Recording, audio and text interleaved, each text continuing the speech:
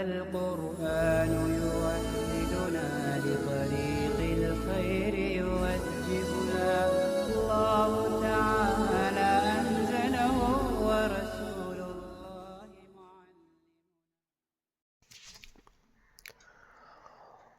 بسم الله الرحمن الرحيم.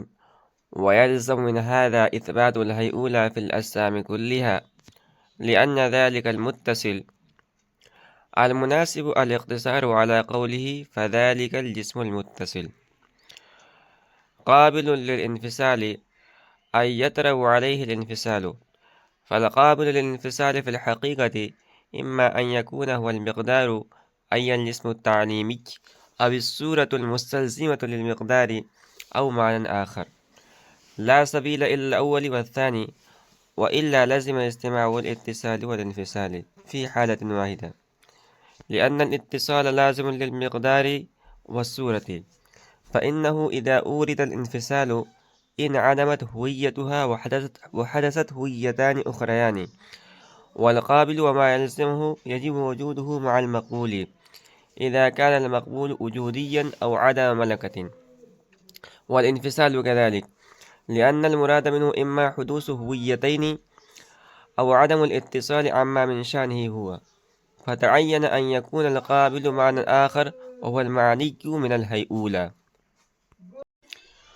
ويلزم من هذا إثبات الهيئولة في الأجسام كلها، کہہ رہے ہیں اور اس سے لازم آتا ہے تمام اجسام کے اندر ہیئولہ کا ثابت کرنا، لأن ذلك المتصل، اس لیے کہ وہ متصل.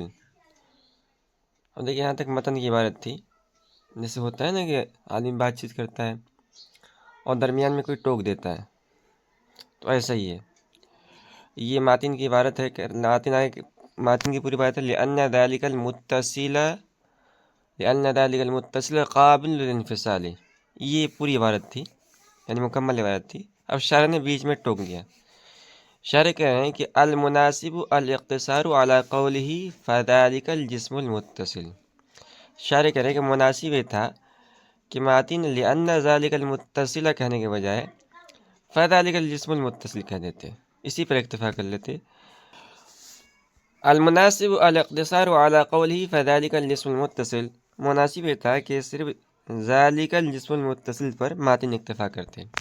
برکہ لأن ذلك المتصل قابل الانفصال، اس لیے کہ وہ متصل انفصال کو قبول کرنے والا ہے.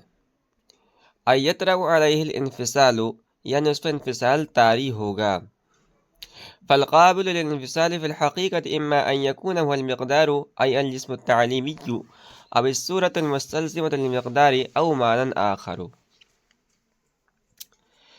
کہہ رہے ہیں کہ حقیقت میں انفصال کو قبول کرنے والی شے یا تو مقدار ہے یعنی جسم تعلیمی، یا وہ صورت جسمیہ ہے جو مقدار کو مستلزم ہوتی ہے، یا اور کوئی دوسری شے ہے.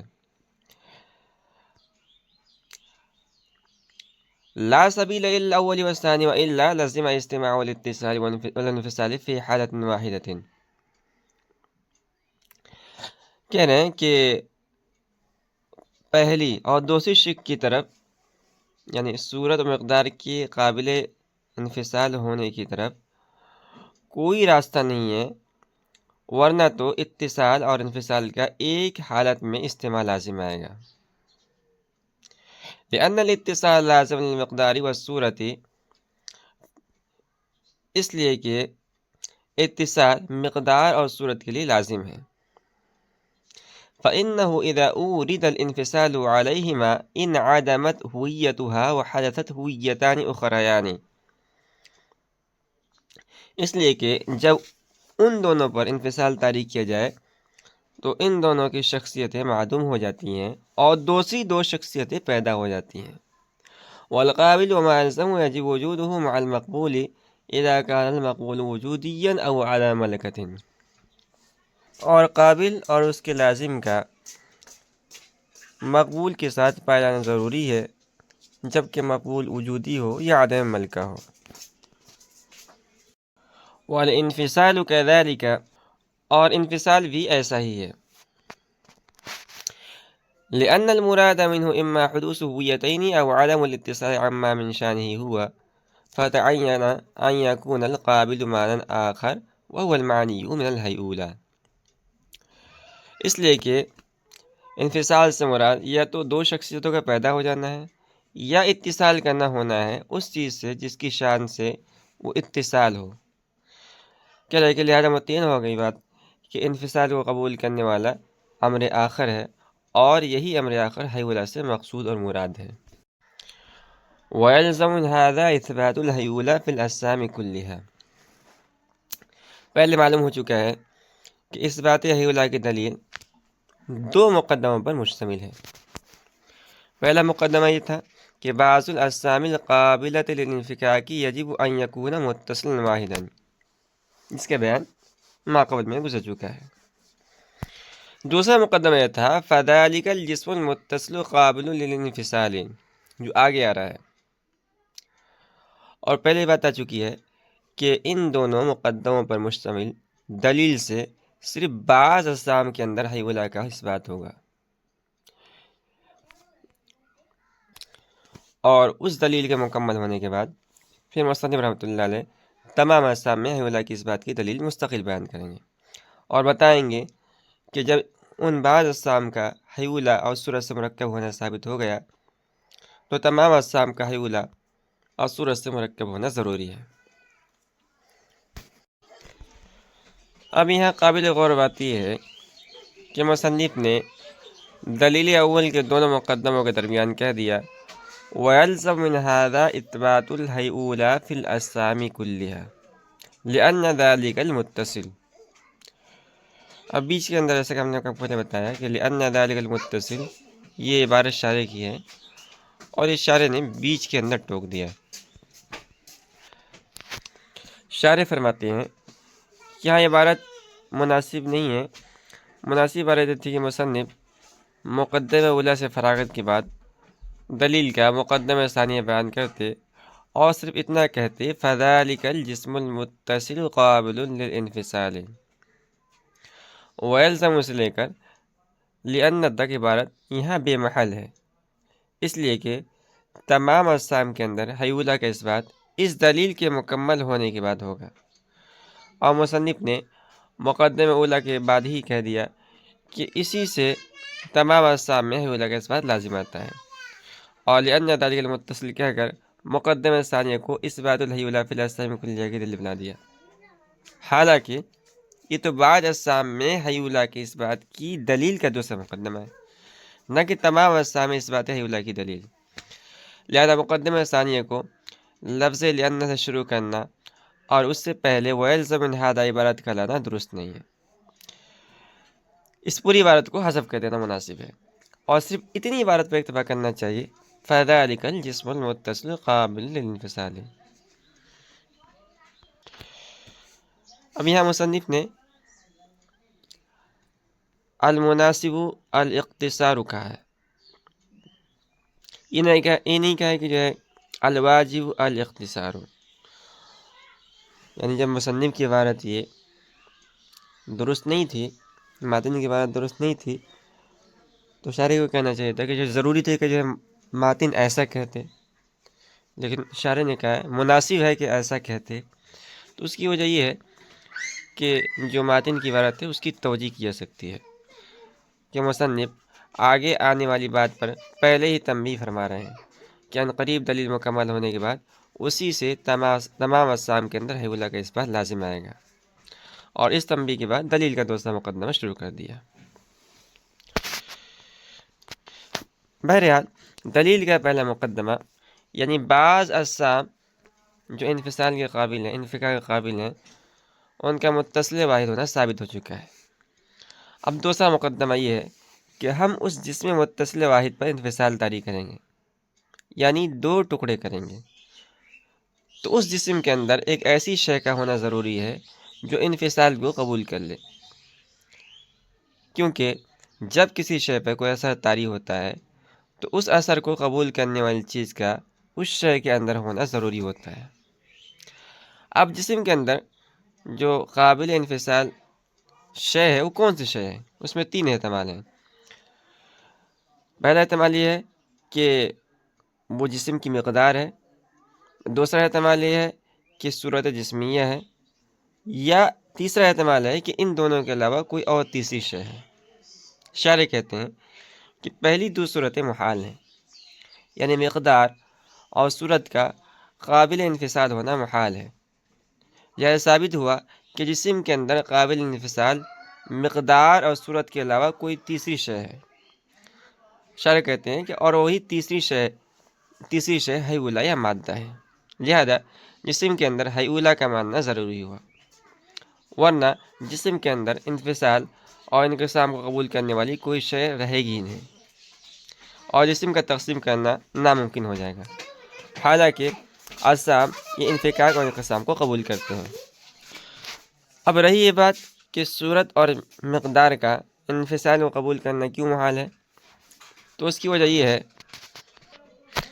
کہ صورت اور مقدار کے قابل انفصال ہونے سے اتصال اور انفصال کا ایک ہی حالت میں استعمال لازم آتا ہے، اور یہ محال ہے، اور جو مستلزم محال ہو خود محال ہے، لہذا صورت اور مقدار کا قابل انفصال ہونا محال ہے۔ اب رہی یہ بات کہ صورت اور مقدار کے قابل انفصال ہونے سے استماع الاتصال انفصال فی حالت واحدہ کیسے لازم آتا ہے، اس کو مصنف نے لأن الاتصال لازم للمقدار والصورت سے بیان کیا ہے۔ مصنف فرماتے ہیں کہ مقدار اور صورت کے لیے اتصال لازم ہے، اور وجہ اس کی یہ ہے کہ اتصال کے معدوم ہونے سے مقدار اور صورت معدوم ہو جاتی ہیں۔ جب تک اتصال باقی رہتا ہے صورت اور مقدار موجود رہتی ہے، لہذا معلوم ہوا کہ صورت اور مقدار کے لیے اتصال لازم اور ضروری ہے۔ اس کو یوں سمجھیے کہ ایک جسم ہے جو 5 فیٹ لمبا اور 2 فیٹ چوڑا ہے۔ مثال کے طور پر زید کو لے لیتے ہیں۔ زید، اس کی لمبائی 5 فیٹ ہے اور چوڑائی ہے 2 فیٹ۔ اب اس کے اندر ایک تو صورت جسمیہ ہے جس کا وجود ظاہر ہے، اور ایک مقدار ہے جو طول میں 5 فیٹ اور عرض میں 2 فیٹ ہے۔ اب ہم اس جسم کے بیچ میں سے 2 برابر حصے کرتے ہیں، تو صورت اور مقدار کے اندر جو اتصال تھا وہ انفصال طاری ہونے سے کیسے ختم ہو گیا؟ تو صورت اور مقدار کے اندر جو اتصال تھا وہ انفصال طاری کرنے سے ختم ہو گیا، اور اتصال کے معدوم ہونے اور انفصال کے طاری ہونے سے جسم کی جو صورت جسمیہ پہلے تھی وہ باقی نہیں رہی، بلکہ دوسری علیحدہ 2 صورتیں پیدا ہو گئی، اور اسی طرح وہ پہلی مقدار یعنی 5 فٹ اور 2 فٹ، 5 فٹ لمبائی اور 2 فٹ چوڑے اب باقی نہیں رہی، بلکہ دوسری 2 مقداریں جن میں سے ایک 2.5 فٹ اور ایک 1 فٹ یہ مربع کی شکل میں پیدا ہو گئی۔ معلوم ہوا کہ صورت جسمیہ اور مقدار کے لیے اتصال لازم ہے۔ اتصال دور کرتے ہی ان دونوں کی ہویتیں یعنی شخصیتیں معدوم ہو جاتی ہیں، اور دونوں کی دوسری 2 شکلیں 2 شخصیتیں پیدا ہو جاتی ہیں۔